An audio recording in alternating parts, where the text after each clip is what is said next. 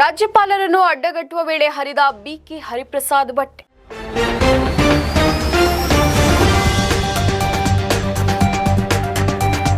ಕರ್ನಾಟಕದ ಇತಿಹಾಸದಲ್ಲಿ ಇದೇ ಮೊದಲು ಎಂಬಂತೆ ಎರಡೇ ಮಾತಿನಲ್ಲಿ ಭಾಷಣ ಮುಗಿಸಿ ರಾಜ್ಯಪಾಲ ಥಾವರ್ ಚಂದ್ ಗೆಹ್ಲೋಟ್ ತೆರಳಿದ್ದು ಕಾಂಗ್ರೆಸ್ ನಾಯಕರ ಅಸಮಾಧಾನಕ್ಕೆ ಕಾರಣವಾಗಿದೆ. ಜಂಟಿ ಅಧಿವೇಶನದಲ್ಲಿ ರಾಜ್ಯ ಸರ್ಕಾರ ತಯಾರಿಸಿದ ಭಾಷಣವನ್ನ ರಾಜ್ಯಪಾಲರು ಓದುವುದು ವಾಡಿಕೆ. ಆದರೆ ಭಾಷಣದ ಪೂರ್ಣ ಪಠ್ಯವನ್ನು ಓದದೆ ಕೇವಲ 1 ಅಥವಾ 2 ಸಾಲುಗಳಲ್ಲಿ ಮುಗಿಸಿ ಹೊರನಡೆದರು. ರಾಜ್ಯಪಾಲರ ಈ ನಡೆಗೆ ಆಕ್ಷೇಪ ವ್ಯಕ್ತಪಡಿಸಿದ ಹರಿಪ್ರಸಾದ್ ಮತ್ತು ಇತರ ಕಾಂಗ್ರೆಸ್ ನಾಯಕರು ಅವರನ್ನು ತಡೆಯಲು ಪ್ರಯತ್ನಿಸಿದರು. ಆದರೆ ರಾಜ್ಯಪಾಲರು ಅದಕ್ಕೆ ಸ್ಪಂದಿಸದೆ ನಿರ್ಗಮಿಸಿದರು. ಸರ್ಕಾರ ಕೊಟ್ಟಂತಹ ಭಾಷಣವನ್ನು ಓದದೆ ಕೇವಲ 2 ಸಾಲಿನಲ್ಲಿ ಮಾತು ಮುಗಿಸಿ ಶುಭ ಕೋರಿ ಗೆಹ್ಲೋಟ್ ಅವರು ತೆರಳಿದ್ದಾರೆ. ಇದಕ್ಕೆ ಕಾಂಗ್ರೆಸ್ ನಾಯಕರು ಆಕ್ಷೇಪವನ್ನ ವ್ಯಕ್ತಪಡಿಸಿ ಧಿಕ್ಕಾರವನ್ನ ಕೂಗಿದ್ದಾರೆ. ಬಿಕೆ ಹರಿಪ್ರಸಾದ್ ಅವರು ರಾಜ್ಯಪಾಲರನ್ನು ಅಡ್ಡಗಟ್ಟಿ ಭಾಷಣವನ್ನ ಸಂಪೂರ್ಣವಾಗಿ ಓದುವಂತೆ ಆಗ್ರಹಿಸಿದ್ದಾರೆ. ರಾಜ್ಯಪಾಲರನ್ನು ತಡೆಯುವ ವೇಳೆ ಬಿಕೆ ಹರಿಪ್ರಸಾದ್ ಬಟ್ಟೆ ಹರಿದಿದ್ದು ಭಾರಿ ಹೈಡ್ರಾಮಾಗೆ ಕಾರಣ ಆಯಿತು. ರಾಜ್ಯಪಾಲರನ್ನು ಅಡ್ಡಗಟ್ಟುವ ವೇಳೆ ಬಿಕೆ ಹರಿಪ್ರಸಾದ್ ಅವರು ಕುರ್ತಾ ಕೂಡ ಹರಿದಿದೆ ಎನ್ನಲಾಗಿದೆ. ಇದಕ್ಕೆ ಪ್ರತಿಕ್ರಿಯೆ ನೀಡಿದ ಹರಿಪ್ರಸಾದ್ ಬಿಜೆಪಿಯವರೇ ನನ್ನ ಬಟ್ಟೆ ಹರಿದಿದ್ದಾರೆ ಅಂತ ಆರೋಪಿಸಿದ್ದಾರೆ.